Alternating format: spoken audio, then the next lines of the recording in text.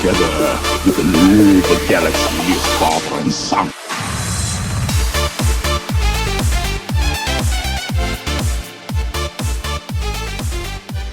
Hey, Star Wars fans and Rule the Galaxy friends. It is Joe in the pilot seat for Chapter 330 of the Rule the Galaxy podcast. We're going to do a sequel to last week's show, which was the show about nothing. And this show is going to be the show about everything because we have the man, the myth, the legend, Steve Glosson, as our guest today. How are you, Steve? I'm neither myth nor legend. I'm merely man. And some people would even question that based on the amount of toys I'm sitting around or that are sitting around me right now. I get those comments quite a bit. Being that I just turned 54, a week and a half ago, my dad, who's 70 something, Yeah. he was like, son, why is it that you still get toys? Has he no hobbies? Oh, see, this is where I get into the problem about little boys growing up because my dad, from the time he was a very little kid, absolutely loved cars. That was his Okay. Yeah. passion. Yeah. And to this day, he's out in that garage tinkering on a Absolutely. Corvette or Yeah. something like that. Yeah. But that's okay. Socially, that's Right. acceptable. Right. Well, it's the same thing though. It's the same It is. experience, just with different materials. He's out and with a different level of sweat equity, I guess. Yes.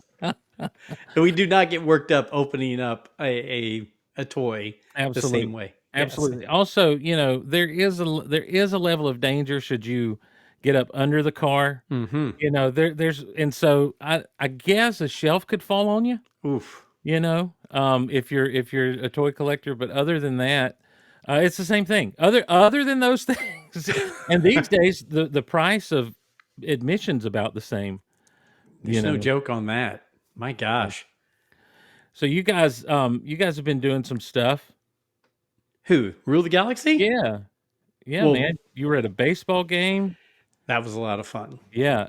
You guys did a toy show. We went to Steel City Con in Pittsburgh, which honestly, it was my first time there. And I love Pittsburgh. Let's get that out of the way. Hey, But let me tell you something. If I ever go to Pittsburgh, I'm calling you. thank you. I am resident guru of Pittsburgh as many times, and I'm going back next month. So there you go. You were like a, as we say in the South, a pure tour guide up there. You're like, now if you go over this way, now this is the original Perminis, but we're going to go to this one here. You were rocking it. It felt good. I love travel in general, but to know the places that I'm going, it felt really good because D-Doc, his brother, and Alfie really had no reference for Pittsburgh. But because I go there multiple times a year and I have for a long time, it felt really great. But that was my first time at Steel City Con, and it was fantastic. They had lots of good toys. They had lots of good booths. They had Hayden Christensen there. They had so many people that you could get signatures and everything, pictures with. We actually looked into taking the four of us and splitting the $150 Hayden Christensen picture photo or whatever picture package. And sure enough, we went to click the button, sold out for the day. Oh, bummer. I was ready to go. I was like, what's 40, if you've got a group of people bucks? like that, like I couldn't do it just myself, but if I had a group of people that were going to split it up and I guess share the picture, send it to each other. Exactly. I would definitely do something like that. That's a good memory. Fun. 100%. We had lots of fun. And then the baseball game, I don't know if you watched it on YouTube or listened, but it was like I felt, even though I was a little hot on the speakers, I was not in control of that. My brother, who did an excellent job of filming and putting everything together and all the technology stuff with Yellow Line Productions, another plug to Tony, but I felt in my element, like people coming and going and all the craziness. I thought, man, maybe how do I do this all the time? This is what I want to do. It was a lot of fun. Well, when you get out of the quote unquote studio and you get into the real world, it has its own hassles and excitement and everything else. when I was doing a little bit of radio, we did one time we did a little bit of on location deal, and that was nuts. That was a good time. It was probably one of the better shows we did because I was there with a buddy, and we were sitting there literally at what they call Peaches to Beaches here in Georgia. There's a stretch of highway that runs from middle Georgia down to the coast, and once a year, it literally is a statewide yard sale that goes on, and so people up and down Highway 341 just kind of get out on the side of the road, and you have in different towns you'll have people set up like almost like a local county fair has kind of set up, like Sure. different vendors and stuff that may be local. I guess you'd say food trucks or stuff, but mostly it's people bringing their junk to the side of the road and selling. And so I said, we've got to do Peaches to Beaches. And so we had a place where my buddy was going to actually set up and sell some junk. And we brought the broadcast equipment for the radio down there and just sat there and watched people go by on the road. And I mean, it's a morning show, and that's the time when people are wanting to hit those yard sales, so there was tons of traffic. We were telling people who was stupid and who wasn't. Like, here's this idiot on a 4-lane highway going 15 miles an hour to see what everyone has to say. Hey, sir, why don't you just stop? That kind of thing. Well, Park and walk. Park and walk. Yeah, get your steps in. Get your Fitbit watch on and go get your steps in.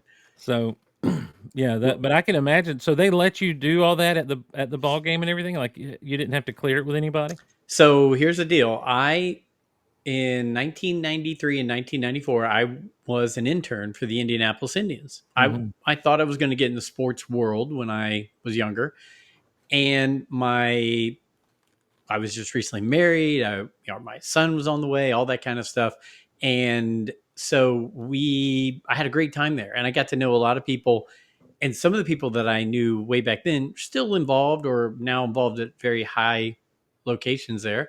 Yeah. And Star Wars night was coming up. So I reached out to the Indians and I said, hey, would you have any players or anybody in management that would want to come on the Rule the Galaxy podcast? And we can promote it out to people in Central Indiana where we're from. And the GM said, hey, we've done live podcasts before here at the stadium. If you'd want to do that, let me know. Talk to the guys. We threw it together. Tony said, I'm in because that's the work that he does, all that behind the scenes stuff. And sure enough, we showed up an hour before game time. Tony put it all together. And an hour before gates open, sorry. And boom, when those gates came open and the crowd started coming through and you had all the 501st around us and the Rebel Legion around us, we had Darth Vader standing right behind us. So everybody was waiting in line to see him. Well, it made for a great crowd for us because they were waiting in line listening to us. And it was really a lot of fun. We had a really good time. That's great. Hopefully we'll get to do it again. I know the Indy 11, which is our soccer team here, we were involved with their Star Wars night last year, and they've reached out. We might do that again this year, but it's just really fun to be involved with those things and meeting people and talking to people that like the same thing you do. So it was good. Absolutely. Yeah, that's a good time. So you know what? I saw Indians, and for whatever reason, I was thinking, what are they doing in Cleveland? But they're the Guardians now. Yes. So this is a minor league. Yes, AAA. Yes, which has its own level of fun to it and everything. 100%. Absolutely. So that's good times, man. I mean, it's good to see you guys branching out and doing stuff like that. Now, you guys spend a lot of time on the streets. It's still CityCon. Did you guys have any? Did you bring anything away? Any cool purchases?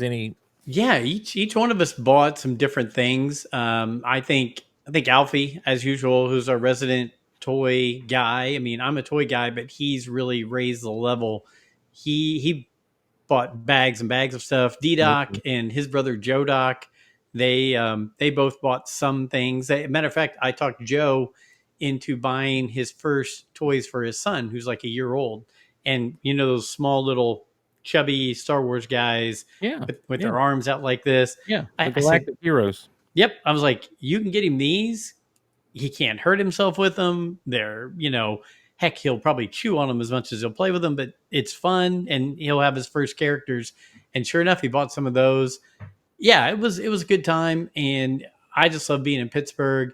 And then I did find out afterwards, my uncle, Matthew, he actually knows the guys who run the Steel City Con. Oh, wow. And I didn't know that then, but he's like, you should have told me you were going. I could have gotten you connected with them to maybe get into some other things. You live and you learn. So Right. next year Absolutely. we'll have that in our back pocket. But Yeah. we're doing a lot of things. Pardon me, but you've really turned on the. Now, look, You put listen. the pedal down. Okay, before you say anything, I'm not. the last time you did that, it jinxed me, and it was like 8 months before there was a new show. So Yes. just yeah, I'm trying. I decided to try to take a swipe at this YouTube thing and see what'll happen. Mm-hmm. And so far nothing, um, other than just frustration with the you showed stills from a Superman trailer. Right. And I'm like, come on. And so I had on one episode, it was the first full length trailer, and I played it and talked over it and talked about it and everything. And I got the copyright ding for that. Like, nothing's going to happen, but you can't be and I'm like, I can't be monetized anyway. I don't have enough subscribers. Right. But it was just the principle of it. I'm like, my face is there next to this trailer. I'm talking about this trailer. I am promoting this movie for free for this company. And so what they want to do is come along and be like, well, you can't really do that. So I appealed it, and then they rejected I challenged it and they rejected my challenge. So then I appealed it, and I guess a real human being looked at it and said, oh yeah, this is fine.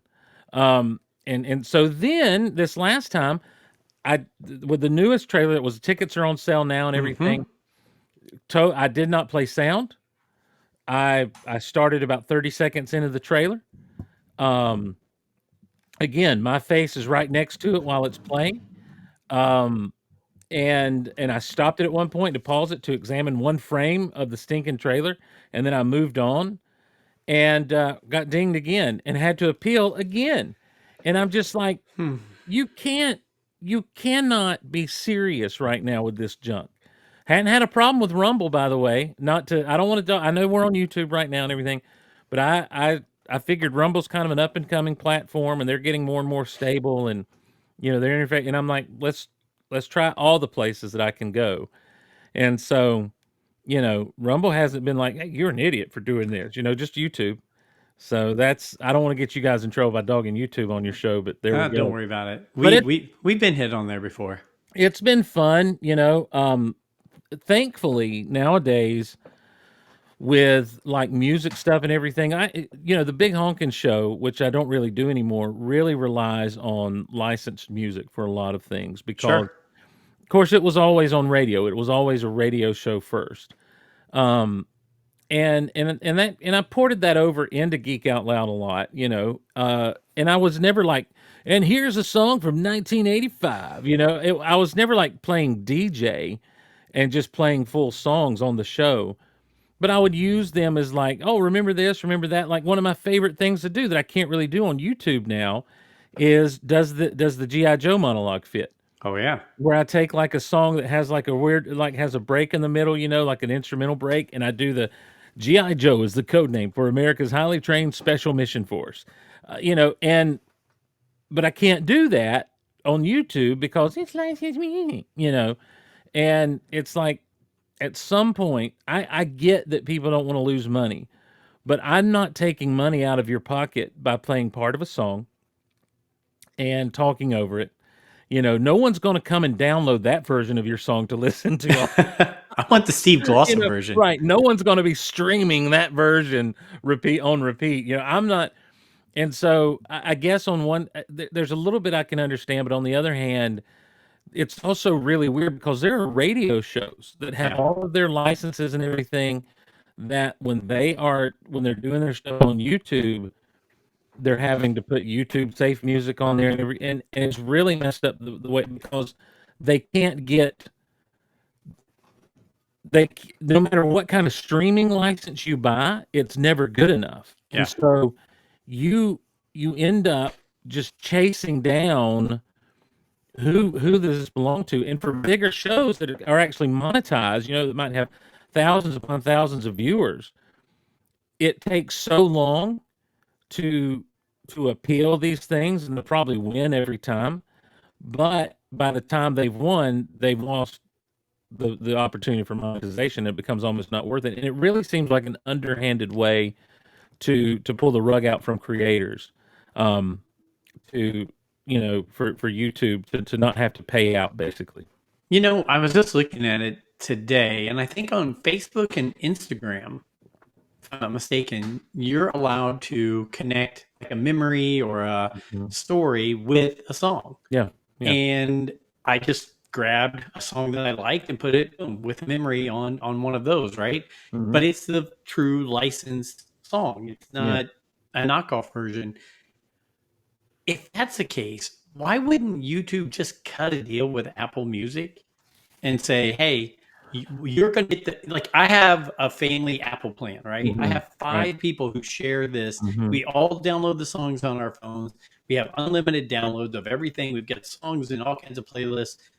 If I'm doing that, why should I be able to connect my Apple plan directly to YouTube and say, "Look, I am paying for this"? Well, now I don't know if you've ever tried to mess with a YouTube app on an Apple product. They don't they're not too keen. Apple and YouTube are kind of at odds because YouTube's on, or they were by Google at one time. I guess they still are. Um, and so YouTube and Apple don't really, as we say in the Okay. South, G-haul very well. But Amazon, like I've got Amazon Music and I've got a Yeah. family plan with Amazon. The thing is there is a way to pay for streaming rights. There has to be, and it may be that I can't afford it, and I understand that, and that's the thing. I'm okay with that. But if I went trying to seek down the music companies or the Warner Brothers or whatever, and like, what monthly fee can I pay for Yeah. streaming rights to these songs to your library, to your catalog? You wouldn't be able to find it because it's some other group that has snatched up these streaming rights and that sort of thing. It's a weird industry, and it's a weird business, and it's one of those things where on one hand, you got to respect the people that jumped in early and got that control. But on the other hand, it's very much like, I don't know. I never thought I'd sound like an old man when it comes to podcasting, but I miss the days of the Wild Wild West. I miss, Mm-hmm. in a lot of ways. I mean, I'm not saying that Napster was a good thing. I'm not saying LimeWire was something that should be done. I'm not talking about pirating music or anything like that, but I'm talking about using the stuff that everybody loves in a way that everybody loves, Mm-hmm. and I want artists to be paid for their work. I do, but I also would say, so that's why I say, where's there some kind of streaming thing that goes on? Churches have to do it. We have to have Yep. streaming licenses for music that is played in our services. So if we're doing a newer song that is copyrighted by a company, by a music label or something, we have to document that through our streaming license and let it be known that this is kind of the case when we're doing streaming on these platforms.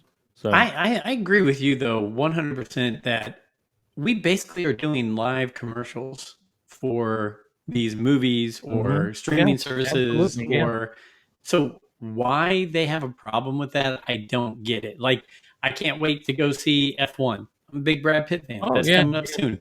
I would love to sit here and show clips and talk about it and everything else, but I don't want to jack with getting in trouble, right? I can't wait absolutely, to go yeah, see Superman. yep, Can't wait to go see Fantastic Four. hmm, But I guess we'll just do a review show when it's over. yeah, And what is that going to do for promoting it before it comes out? yeah. I don't know. But then you've got like, and I guess they go through the trouble of it all. You've got big channels that are showing sometimes pirated clips. Mm. There's one channel I know that the minute the Fantastic Four drops, or let's go earlier than in the year, the minute Superman drops, they're going to have that night here are 57 Easter eggs you Oh, missed in Superman, and they're going to have footage and stuff from the trailer and some still shots and some pirated stuff.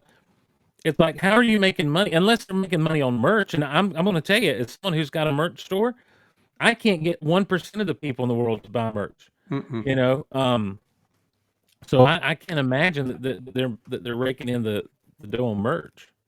Well, I can tell you that during the Andor days, because there was so much content to consume in a short period Mhm. of time and then try to talk about it on our podcast, that was one of the first times when I was going to some of those YouTube channels and going, okay, I just watched Andor, but now I'm going to watch their YouTube channel, and it would be like you said, here's 50 Easter eggs you didn't know and little Yeah. things you didn't see. And I'm going, how did they have time from last night to put all this together? And oh, by the way, like you said, they had scenes in there and clips in there. And I'm thinking that seems like there's something going on that should be getting dinged like you and I do on silly little Absolutely. songs. Yeah. Yeah, absolutely. So I don't know. Speaking of Andor, I don't want to go back and relitigate anything, but that show ended. Yes, Yeah, and I thought it ended pretty well. I did too. I by the time those last 3 episodes, I guess you would say the series finale, the 3 Yeah. of the series finale, um, when she's, like, doing her thing to go make sure Luthen's dead, basically, and everything, Mm. it was in that moment that I'm like it all clicked for me. I'm like, "I understand what this show is meant to be this whole time." And and I was okay with it at that point. I'd struggled with it. I still think they could have done a lot of editing to make the show move a little quicker and have a faster pace. But I also think it has its place in what they're doing with Star Wars these days for sure, you know. Uh, Yeah, I wasn't sure either to start. In Andor season 1, I can tell you it took me, what was that, 12 episodes total, I yeah, think. yeah, It took me a good 6, 7, 8 episodes before I started going, okay, yeah. this is scratching an itch a little bit. And see, I got when it if I say, "Well, it's gonna take me over half of the first season to get into something," I waited until all the episodes were basically Yeah. done to watch, because after I tried to watch the first 2, I'm like, "This is just," and I still don't remember most of the people's names, and I got taken to task for that in a comment I made on a particular Facebook group, and I'm like, "No," I'm like, "No, you're not gonna get on me. I just wanna know why people thought this was the greatest thing ever," because I didn't understand that.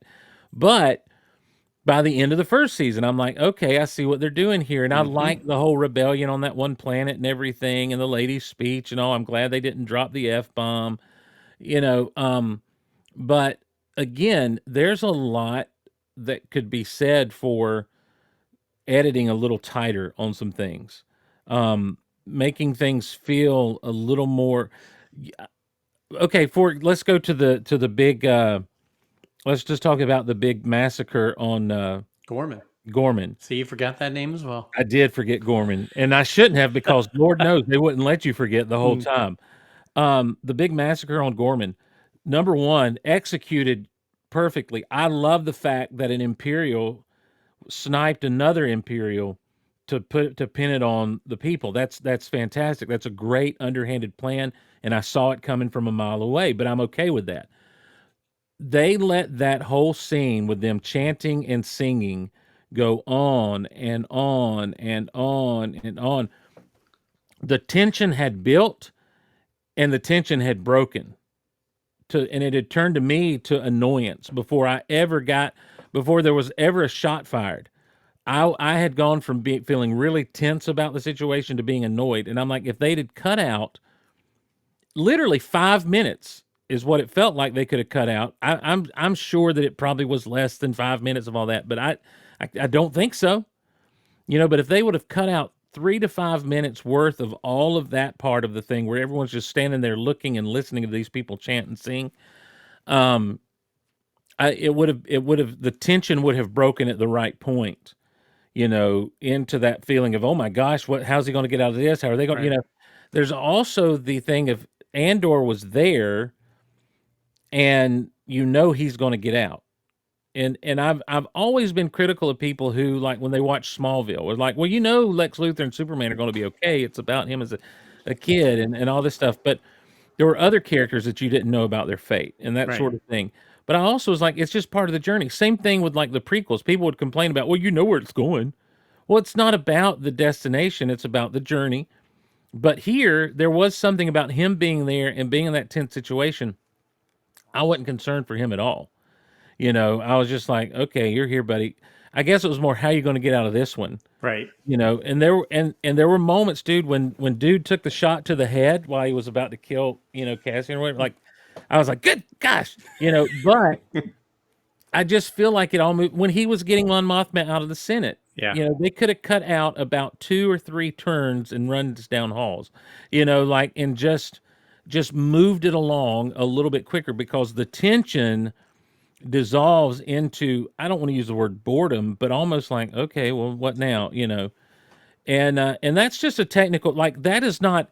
I'm not being the story great, the characterization and stuff great. It's just I think when I really look back and see, I think my problem came down to editing and it being Star Wars, because I made the mistake, or not a mistake. As soon as Andor was over that night, as soon as the show was over, I fired up Rogue One. Mm. And it felt like I was breaking my neck to try to keep up with the pace of Rogue One.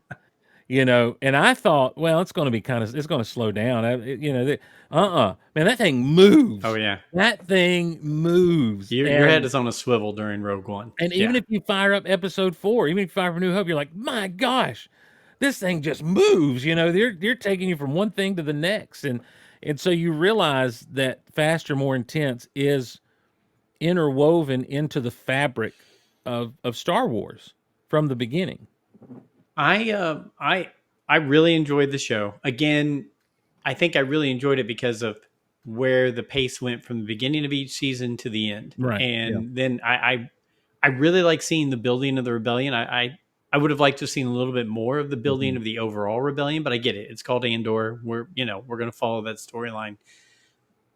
I didn't, even though on Rule of the Galaxy, we even discussed it a few times. Do we need to see some, cameos of, people in the Rebels world because it's going on at the same time? Yeah. I was okay without it. It would have been cool, but I was okay without it. And I was also cool that Vader and the Emperor never crossed over into it. But Alfie had some good story ideas of how you could have done it even without showing them, right? Like hear the breathing or something like that to add to the tension of something. But overall, I enjoyed it.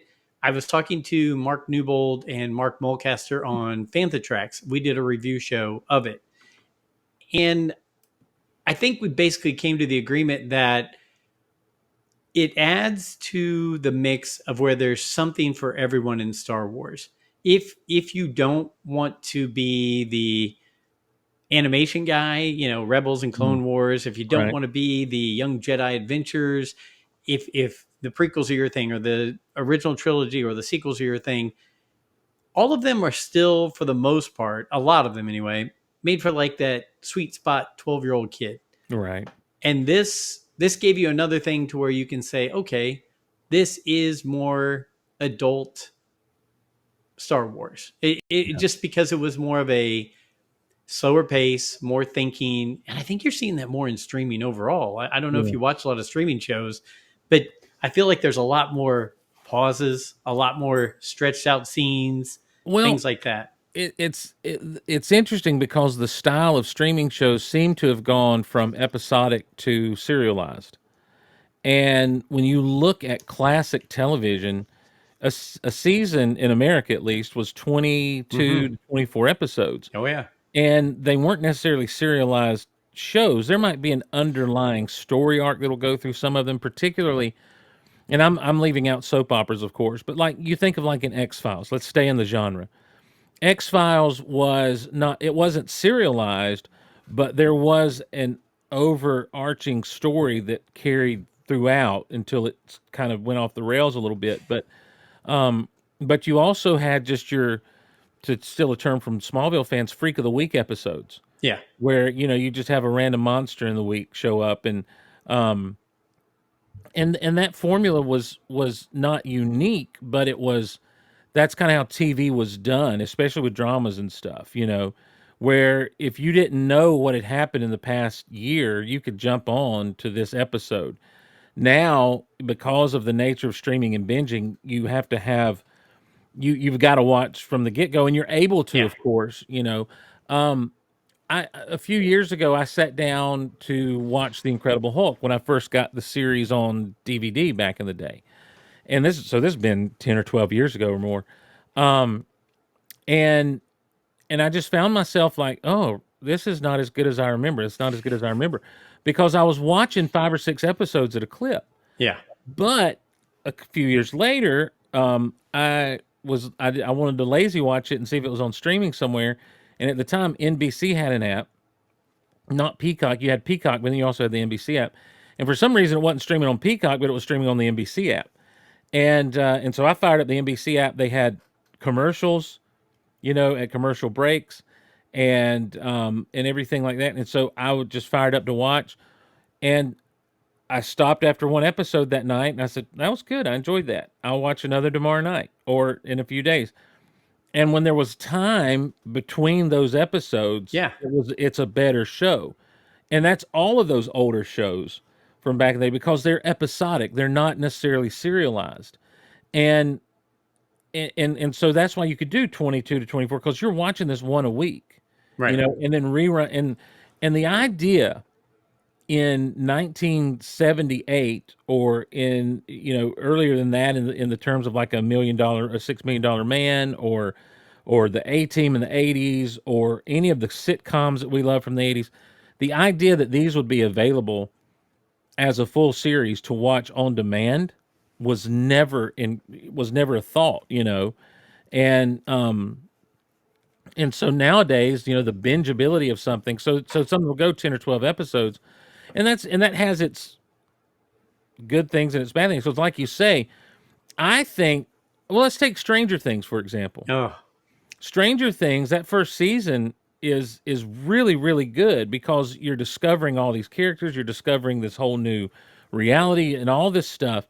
When you roll into seasons 2 and 3, it's a little more difficult to keep your attention, and it even slows down a bit, because it's almost like they had the story that they wanted to tell, but they had to fill out to get enough episodes right. to be bingeable. But also, you have the dilemma of, we're not just taking a summer off and coming back and starting over again, the way the way most TV shows do, that are on network television.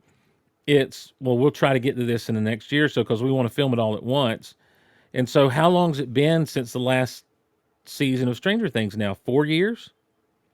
Oh, 4 yeah. It's years, been years And for this one right. last remaining season to come out. And there's like a year or two between each of the other seasons, it seems like. And so you end up with people growing up too fast. If you're dealing when you're dealing with kids, you end up with um just such a long time in between that, maybe people have lost interest. It's, you've got to make an event out of it, but it obviously everything. But you got so many episodes of something, and you've only got, let's say, you got to make 12 episodes, and you've got story for 9. Oh, yeah. You've got to puff up those other stories. And that's what's happened with Marvel shows. I feel like that's what's happened with some of the Star Wars stuff, mainly the Marvel stuff. Really, to me, is where it feels like around the second or third to last episode, you kind of slow really down, and then boom, you're in your last episode. Um, so it's just new storytelling, I guess. It is. It's changed a little bit. I going back to Stranger Things, one I always love when I hear back the old stories of you and your friends that were going through the Stranger Things area. That was Oh always a yeah. great story of that. You guys walking around and walking into the places related to it. But Millie Bobby Brown, I don't know if you've seen her recently. Oh, Does completely not look different like animal. 11. No. No. And honestly, I'm not I will watch it, but I'm not chomping at the bit to watch this upcoming final season because I'm thinking they probably should have tied this thing up. I Well, mean, yeah, I thought the last season was pretty masterful, the way they handled everything and the story they told. It added new layers to the hmm mythology. You were dealing with some real stakes. You were really concerned for your characters and that sort of thing. Um, I don't know that I like the cross country trip. I was more invested in what was going on in Hawkins than I was yes, in the people in the van. But that's neither here nor there. Um, overall, I thought it was done really well, and I think that the introduction of the character of Eddie, everyone liked, Oh, and that kind of stuff. But when you look at a few prior seasons, going to Russia to save Hopper, um, the whole Russian thing with the mall and everything was just, man, it just wasn't good. It wasn't great. And was that the same season where Dustin had been off at camp and kept talking about his girlfriend the whole time? And like that, I think that season yes. three, yeah, that season three really bogged down for me.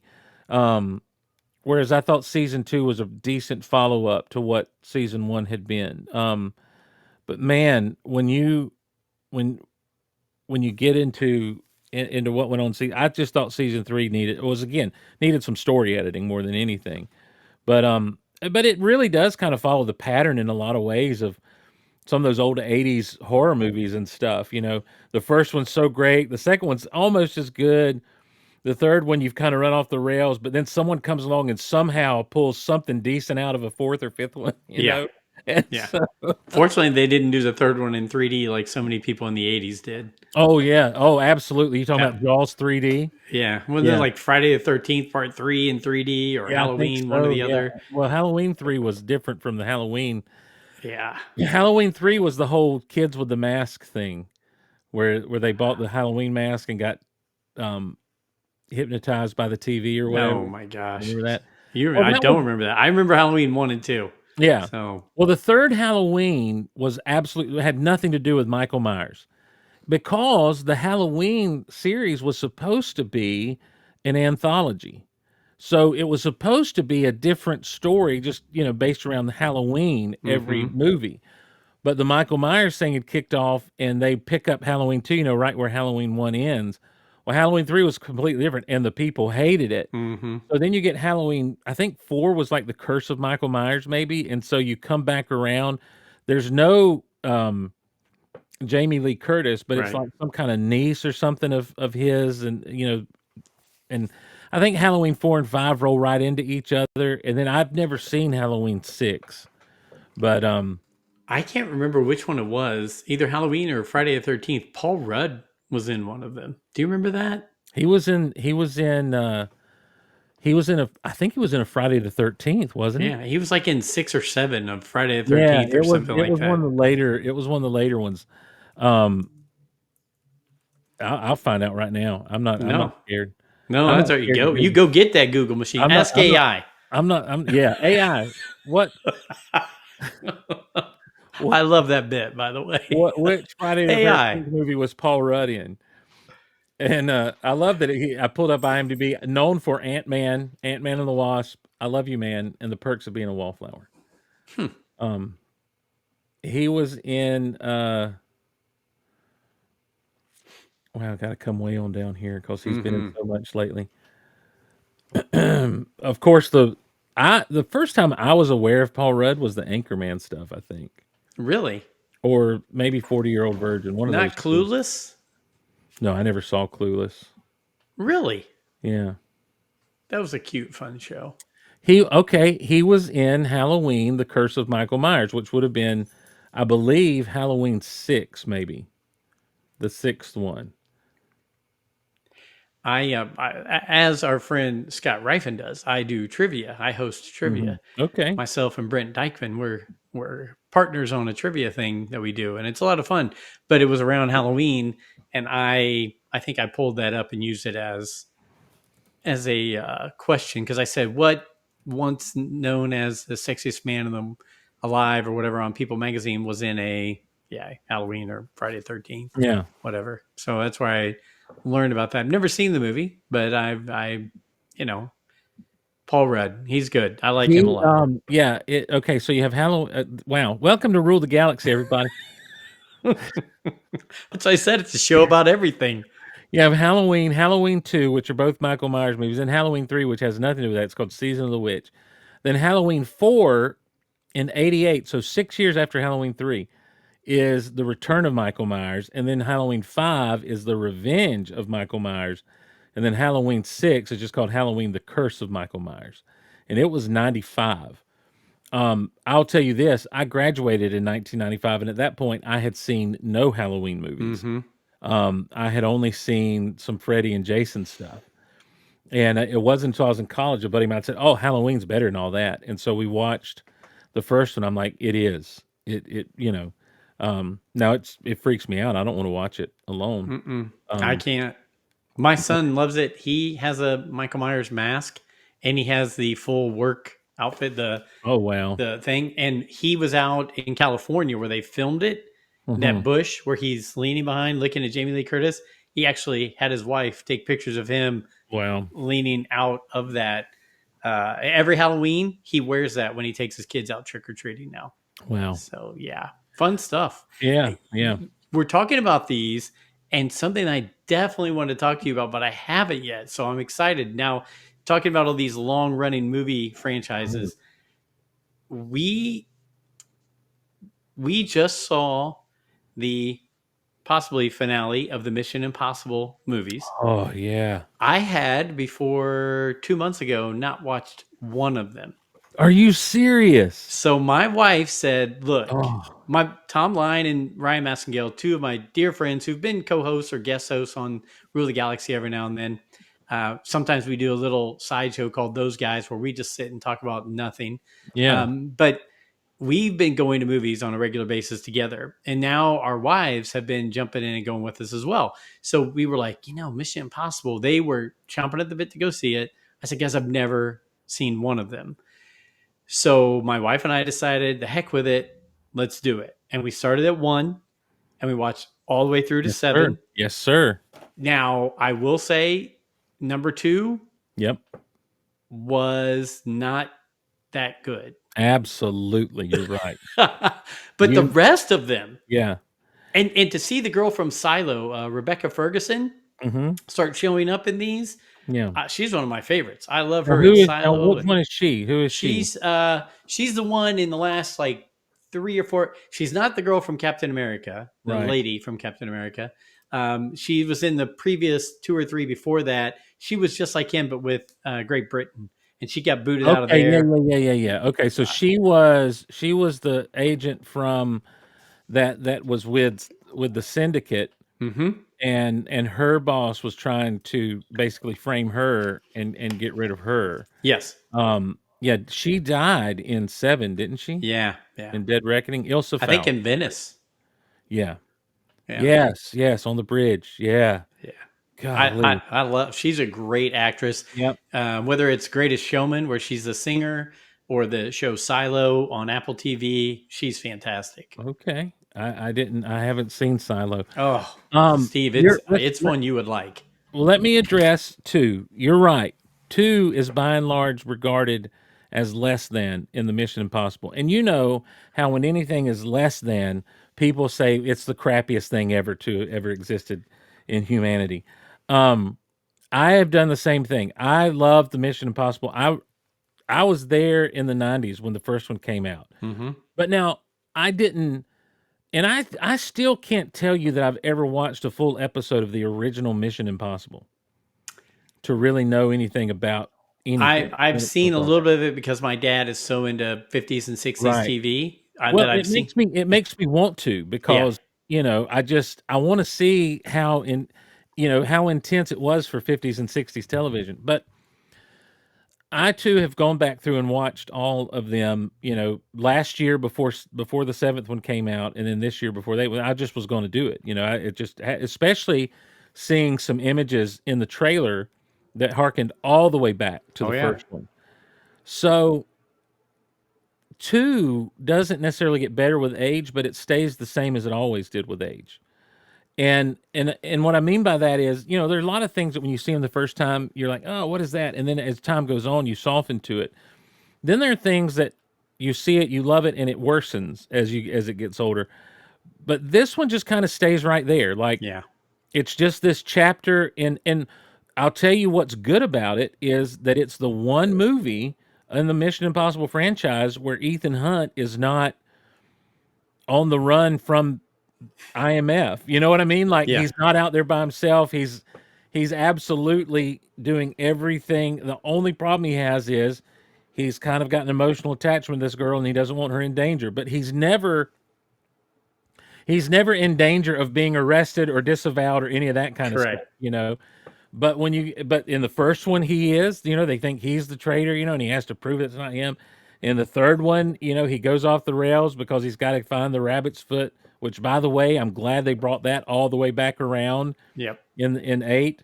And then in 4, you know, he starts out on the right side of everything, and by the end of it, you know, it's the whole Rogue Nation thing where it's like, was 4 Rogue Nation? I thought 5 was Rogue Ghost Nation. Protocol. It's the Ghost Protocol. Okay. Because the secretary is killed right in front of his face, and Jeremy Renner's now a part of it. So Yes. yeah, 4 is Dubai at the Oh, Burj Khalifa. love that one. Then 5, you know, Rogue Nation's like, there's no such thing as a syndicate, you know, and so he's off on his own, and that's where he bring. Then 6 is kind of the fallout of all that. And let me tell you something that I didn't think you could get any more intense than 6, because that's where the very last second they're at the nuclear Mm-hmm. bomb, trying to disarm it, but he's got to turn it off at the source Yes. before they clip the thing, and so it's all just the timing and everything. And he's fighting with Henry Cavill right down to the last second. You're like, my God, man, just win the fight. That was good editing, and that was good fighting, because the tension Oh, doesn't yeah. break until everything's okay. I enjoyed 7, man. I know it didn't make a lot of money, but I don't think it didn't make money because it was bad. I think it didn't make money because people were like, "Oh, it's just another sequel." I think we're starting to get sequel fatigue. Oh, yeah. In a lot of movie audiences, and but I loved it. I thought it was really good, and I like the fact that though it ended with loose ends to be tied up, it did not end in a cliffhanger. So that if they never did put out the 8th one, at least, you know, there was some finality to that.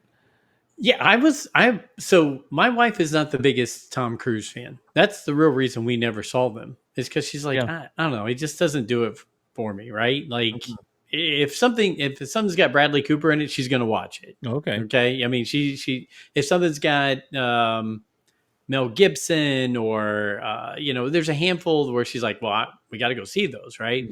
Mhm. But Cruise never was one of her favorites, and so I was like, oh, it's not related to Star Wars. It's not related to some of the things that I'm way into. So I'll just let those go. But my buddies were like, no, these are really good. You need to check them out. And they gave me the forewarning. They're like, be prepared for 2. It's going to be a little different. I'm like, Yeah. okay.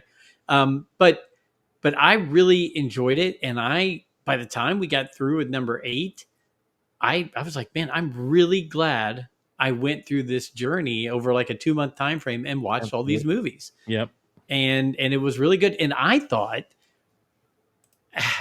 as Tom Cruise maybe would be walking away from the Mission Impossible franchise, I thought they did a really good job of putting a few people together that could be the next group of the Mission Impossible. The lady who played in Captain America, the young lady from Guardians of the Galaxy who was a great assassin.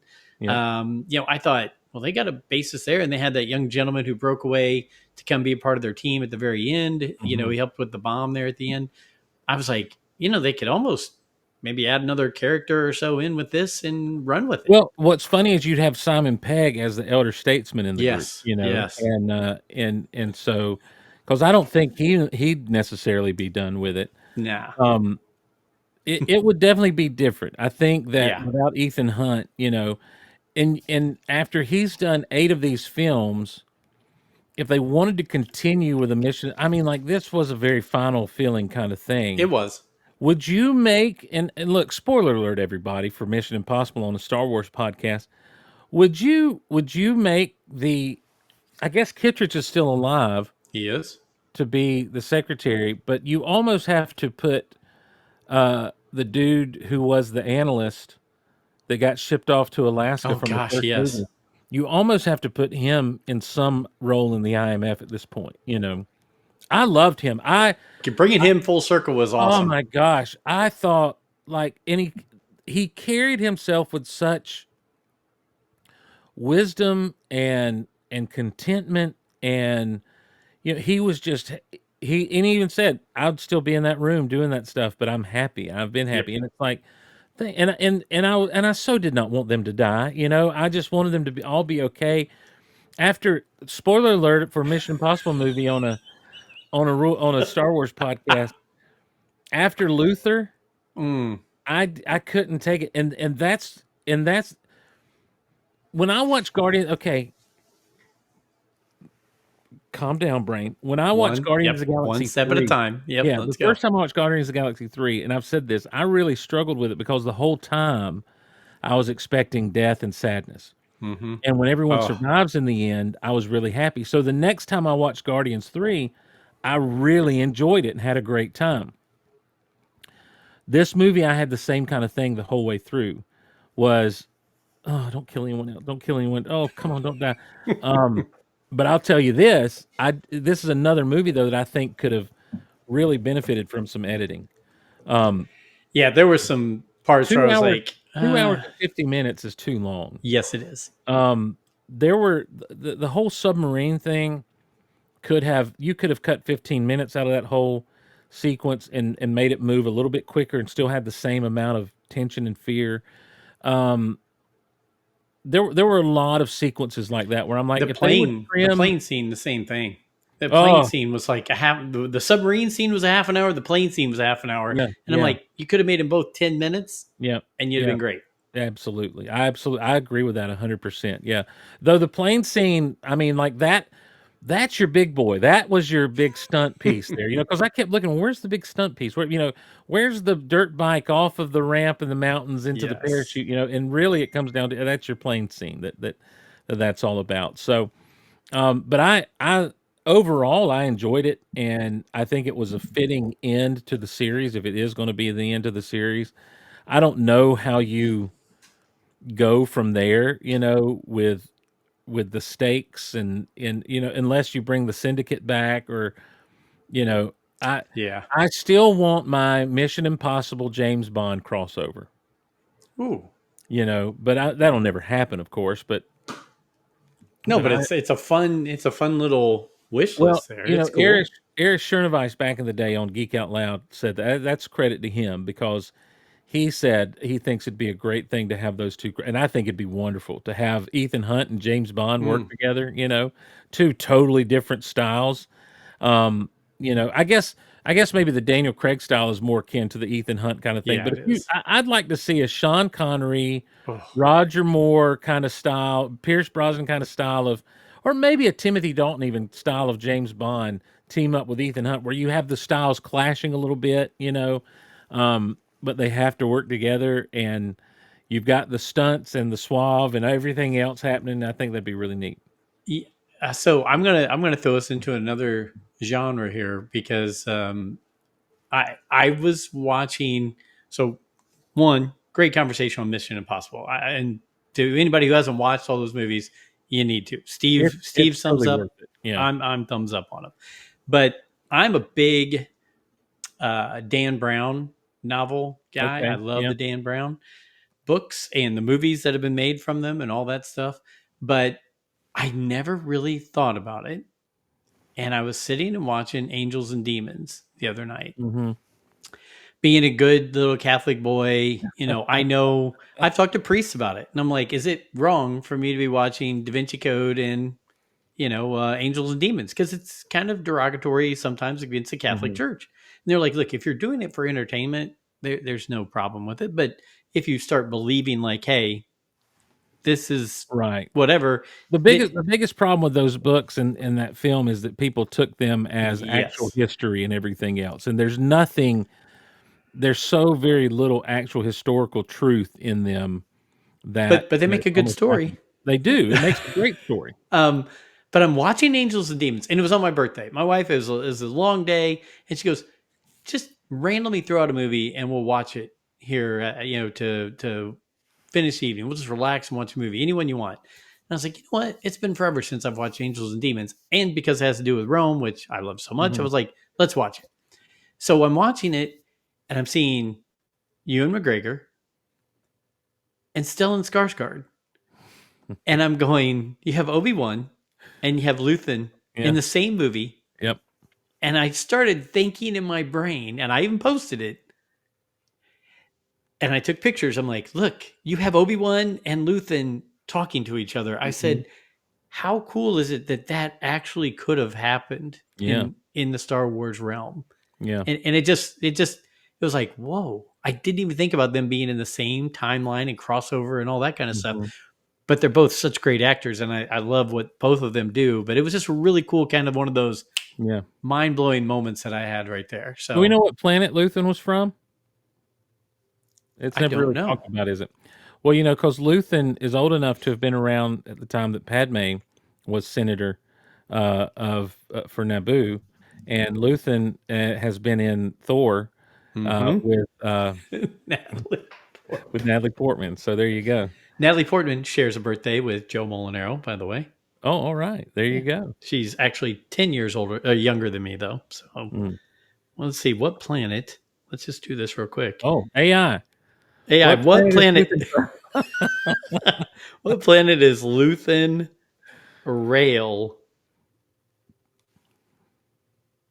from in I don't know that it Star ever Wars? said so that I remember. Luthen Rail is from Fondor, a planet in the colonies region of the galaxy. He later uses a Fondor Hallcraft, a type of ship, in his activities.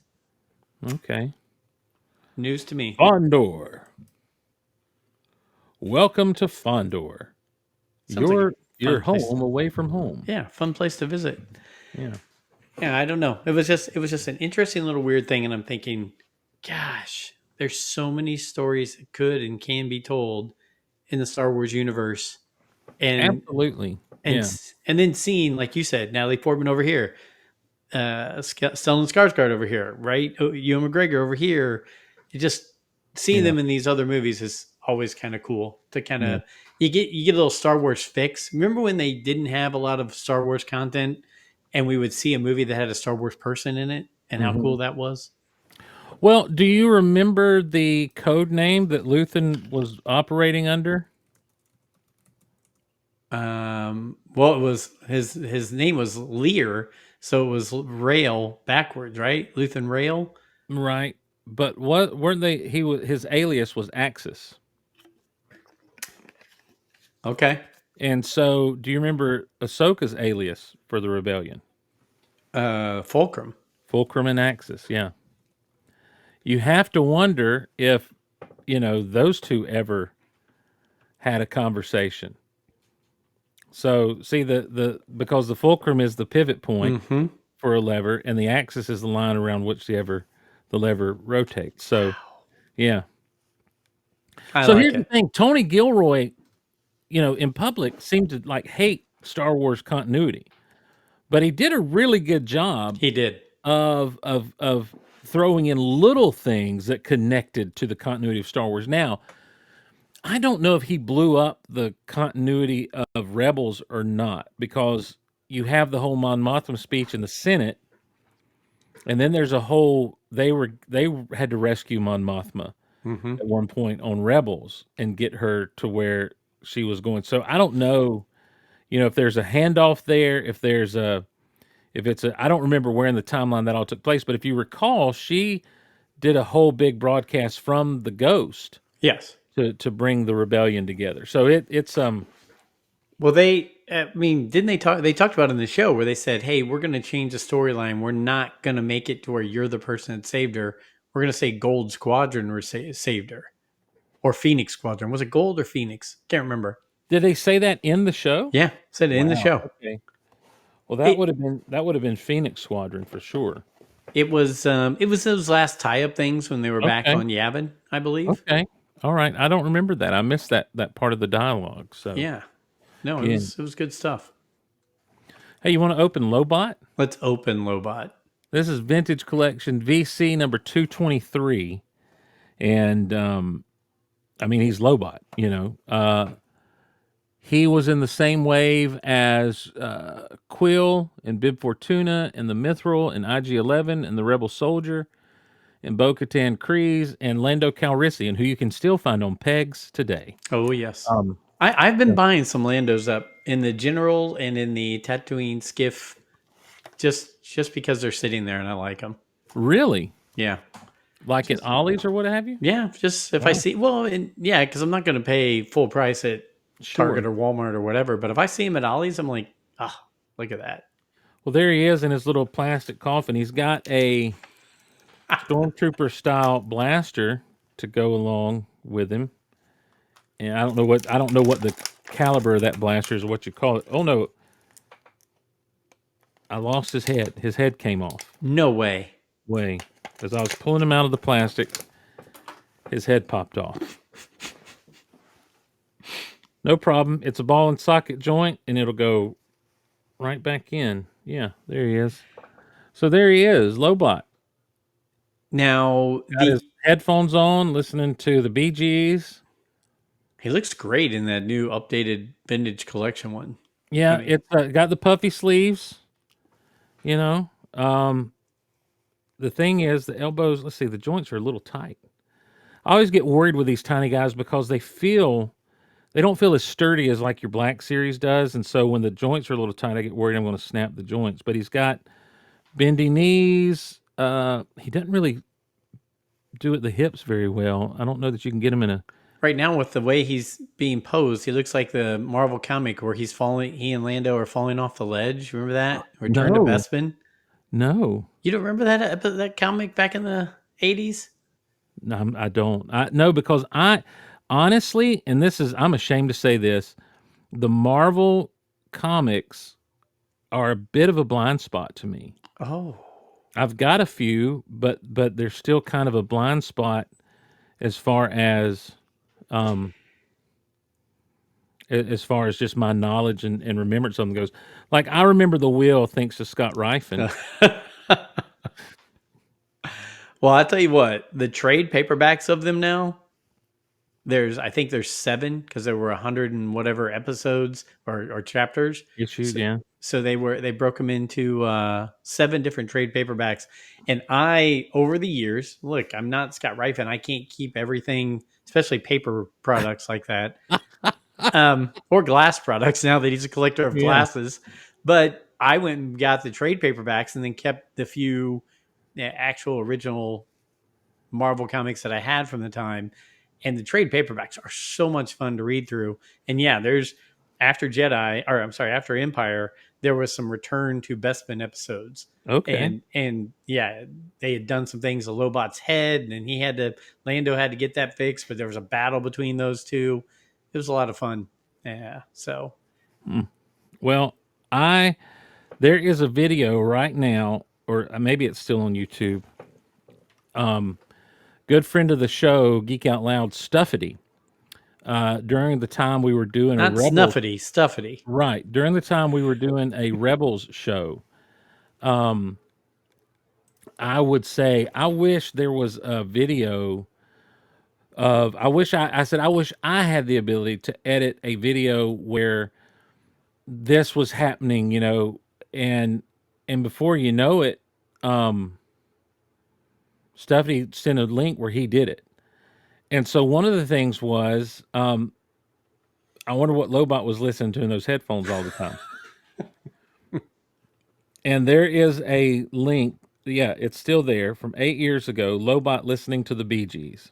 Oh my gosh. And so you hear the Bee Gees playing in his headphones anytime he's on screen. Shaz Bazaar from the Geek Out Loud universe, Yes. good friend of the show, Shaz.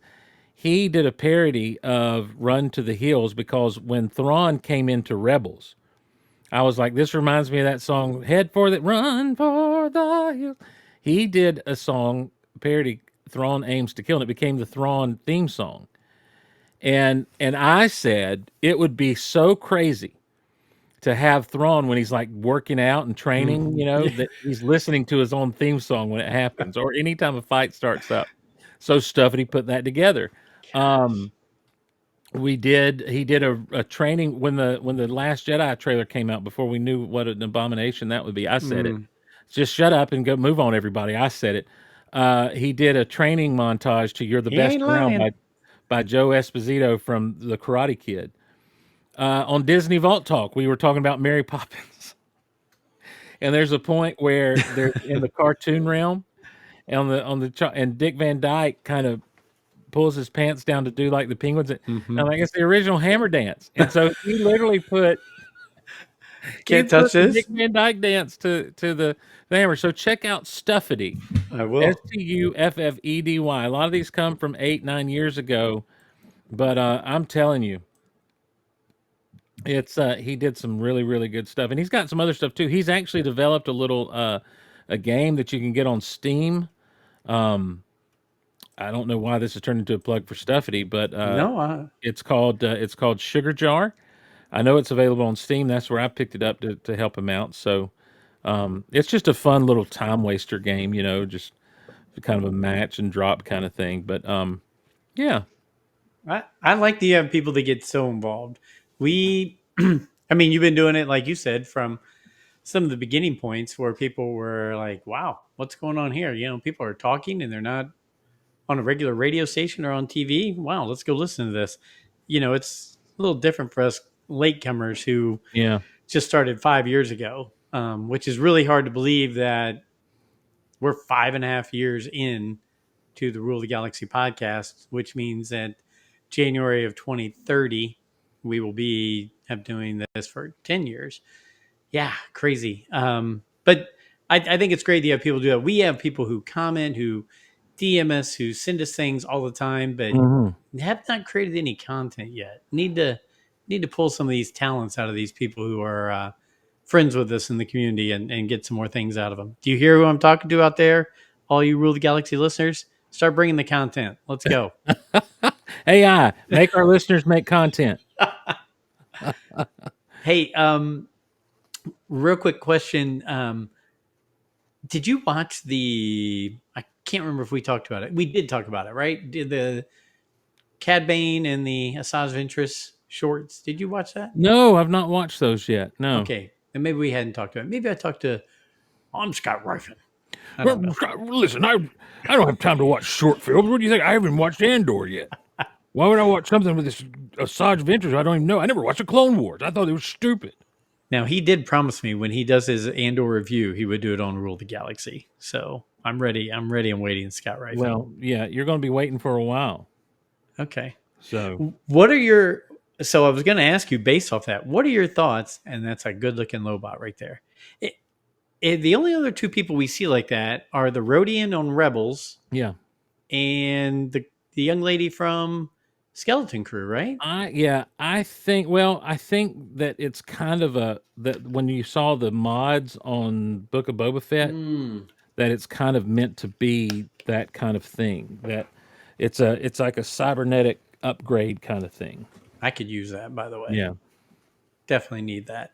The brain 54. I forget stuff every day. Uh-oh. But Asajj Ventress, where do you stand on Asajj Ventress as a character or in the Star Wars world? Because I really like the character, and we were able to interview Nika Futterman. Yeah. She loves doing that character, but I just thought it was another cool storyline, and so those tales where she's in now are another addition to that. But what are your thoughts on Asajj?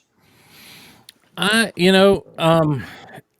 thought that she was interesting and intriguing when when everything started out with the Tartakovsky Clone Yeah. Wars minis.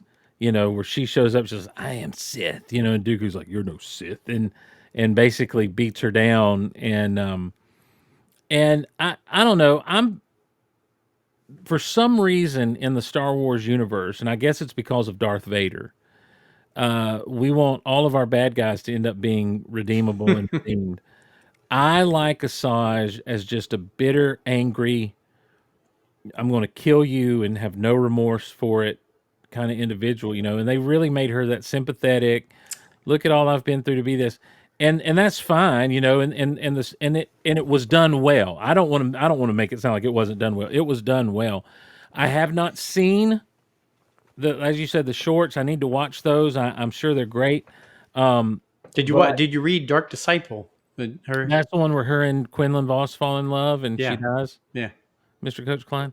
Um, yeah, I did, and that's Okay. fine. Look, that's the thing. It's like it's fine. Let's have a character be redeemed and fine.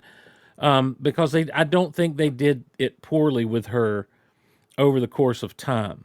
I love her connection to the witches of Dathomir. Mm-hmm. I just my thing is just stay evil. Let's stay evil, and we're so scared to make people hate bad guys anymore. And that's not a fault of the character. That's a fault of those who create the character.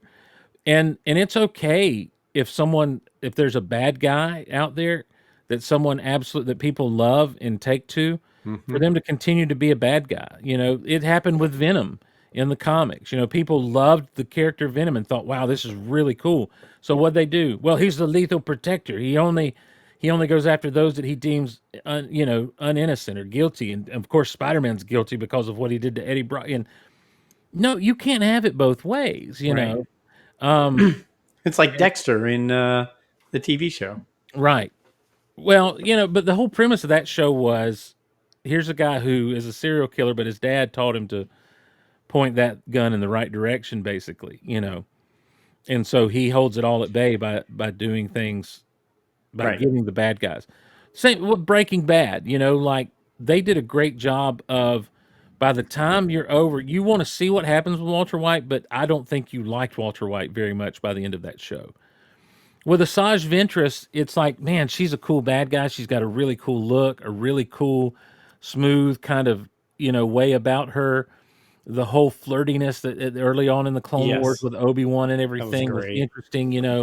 I don't know that we needed her to have a good guy turn and have all the trauma from childhood and everything. Yeah, Um, she is she was one of my favorite characters back in the Clone War days, yeah, right? I don't Just mean to dog on your favorite character. no, And no, I'm not no. dogging on her. Again, I think everything they did to make that turn, they did well. I just would have rather her stayed a bad guy. Sure. No, and I get that 100% because there's things that I'm looking at the same way because I was connected to her and thought she was a good character and I liked her as the bad guy when they did it. I was like, okay, I can roll with it. I Mhm. mean, you're right. They don't all have to turn good, but I definitely started liking her just, pardon me, as the bad guy. So Yeah, it was. I'm okay with it one way or the other. I just think she's a overall solid character I do too. in the Star Wars Absolutely, universe. absolutely agree. Yeah, Yeah. I. So It's a shame we haven't got to see her in live action in some way or mm, another. You know. I agree. I think if you're going to bring Ahsoka and you're going to bring Thrawn and you're going to bring people like that into it, I think Asajj Ventress would make a good fit into a live action show. Yeah, but now I know she's deceased. She's dead, right? After that novel, after Dark Disciple, is she Well, not? that's where you need to watch the shorts. Okay, So all I'll right. leave it at that. Okay. Well,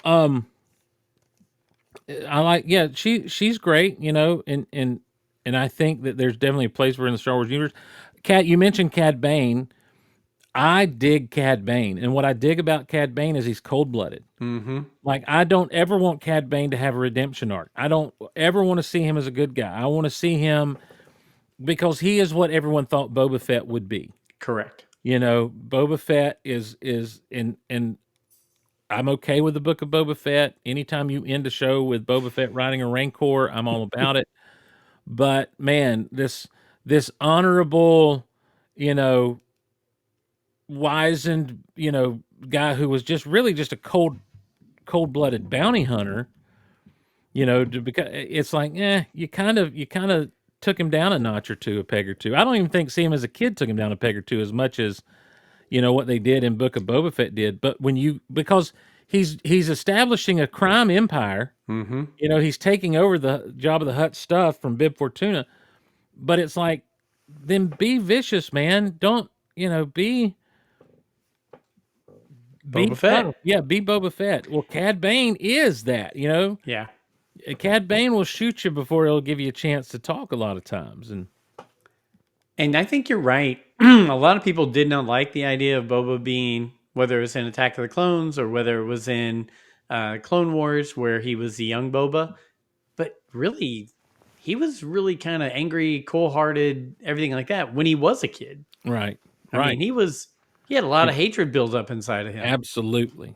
Absolutely. So I was okay with him being a kid because I wanted to know why he would then go off and be a bounty hunter like his dad and so on and so forth. So I thought it did a really good job. But yeah, I see you have the Hulk in your Yeah, hands. I'm just messing around with stuff while we talk. This is my time to get to play with toys while we talk and everything. I saw a neat custom the other day where someone took one of the Marvel Legends Hulk bodies and put this head on it, and they painted it. They painted the Hulk body like pink, like this, and then and the pants and all this color and Oh my everything. gosh. And I That's just thought, Frankenberries, right? yeah. Oh man. That's another neat thing that they're kind of that Jada Toys is doing. Like, there's a Tony Tiger out there I want so bad right now. I can't stand it, because I've got Frankenberry and Boo Berry and Count Chocula, and So you need it then.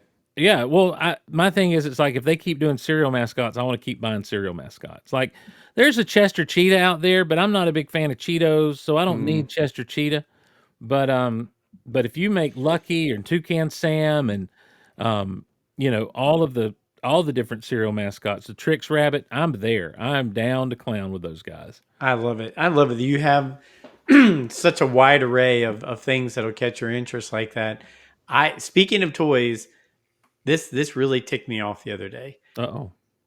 I've really limited unless it's something that just catches my eye that's random or I see it at Ollie's or something like that. I've really been cutting back on my full price purchases. Sure, absolutely. And one of the characters that I still will buy full price is Captain Rex. I just it's like Rex. It's something about him. But so I did the pre-order on whatever it came out on, Hasbro Pulse or Yeah. Entertainment Earth. I did the pre-order. They're like, boom, it'll be here. It'll be to you beginning of June. I'm like, okay, great. Alfie, about a month ago, was in Target There it was. and he bought Captain Rex. Hmm. And I thought, now wait a minute. I paid shipping on mine, Right. right? I and I pre-ordered it before you could buy it, and yet you go into a Target and there it is sitting on the shelf for regular price. Yep. It really ticked me off to think, how are they not saying, hey, our pre-ordered ones, make sure those go out to those people as soon as they're ready. Then we'll put the stuff on the shelf, right? Nope.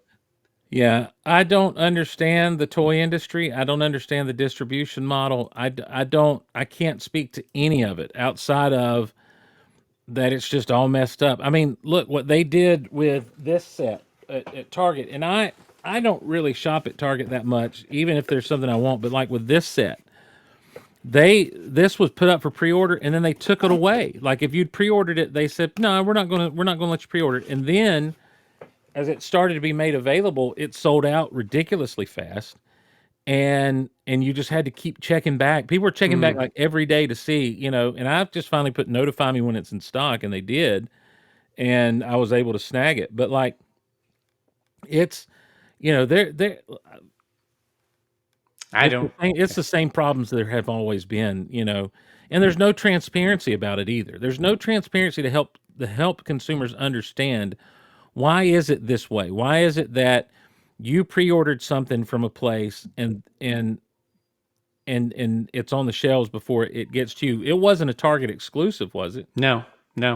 Okay. It was available. I think both Hasbro Pulse and Entertainment Earth. Okay. One of them sold out, so I went to the other one. Can't remember which one. Yeah. And so I was like, "Great, pre-ordered it. I'm good." Right? I pre-ordered it in February. It's now June.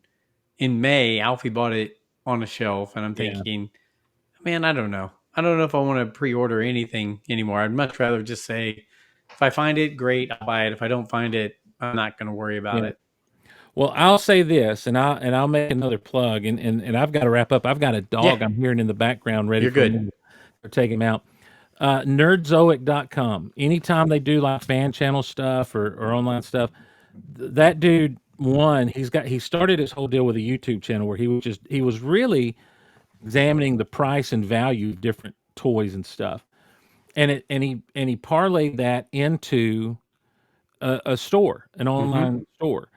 and he's been very open about his experience as a retailer and what he has to do to get these things and why they're priced the way they are and everything else. He's been super open about that, and they have great customer service and do a great job of getting stuff out to you in a great condition. And the first place I go to anytime something's available that is going to be available market wide like that is Nerdzoic. Well, there we go. And like right now, I'm waiting on a certain Marvel Legend that I've seen other people have in hand, that he's just not gotten yet. But I'm okay with that because I know as soon as he gets it, it's going to be coming to me in great condition and ready to go. And so, you know, I can't suggest Nerdzoic enough as far as online retailing goes. Well, I will. That's the way to go. If there's a person I'll trust about toys on that, it's you. So I will Yeah. make sure we make sure everybody knows about that. Steve, thanks for taking the time. Man, I thank always love you. for us I to just enjoyed it. chat. It was a great time. I'm sorry we didn't talk too much about Star Wars, everybody. No, it's okay. We're doing a mini Geek Out Loud on the Rule the Galaxy Network today. Absolutely. AI, hit that theme. I'll hit it when we're done. Hey, Steve, thanks so much. To all Thanks of a our lot, Joe. listeners, thanks so much. We'll see you next time. Thanks, everybody.